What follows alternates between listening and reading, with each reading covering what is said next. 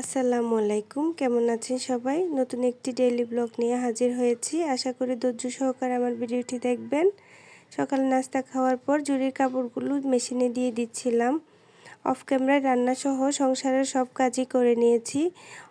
Camera on করে কাজ করতে গেলে অনেক সময় সাপেক্ষ হয়ে যায়, তাই অন করা হয়নি। এরপর বিকেলে কিছু ফ্রোজেন পরোটা করে নিচ্ছিলাম। পরোটা থাকলে দেখা যায় শর্টকাট চা দিয়ে সকালে নাস্তাটা করে নিতে পারি। একা হাতে অনেকগুলো বানিয়ে রাখতে পারি না, তাই 2 থেকে 3 দিন যায় এমনভাবে বানিয়ে রাখি। পরোটা বানানো থাকলে সকালবেলা টেনশনটা আর হয় না। পরোটা বানানোর পর সবগুলো পরোটা সেঁকে নিয়েছি। আপনারা যারা আমার ভিডিও দেখছেন সকলকে অসংখ্য ধন্যবাদ।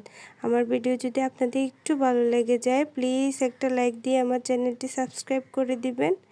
এরপরে কিছু জার কেক বানিয়ে নিয়েছি টিফিনের জন্য। সবসময় বাচ্চারা বলে কিন্তু বানানোর সময় পায় না। আজকে বানিয়েছি, বাচ্চারা তো অনেক খুশি। আজকে এ পর্যন্ত, সবাই ভালো থাকবেন, আমাদের জন্য দোয়া করবেন। আল্লাহ হাফেজ।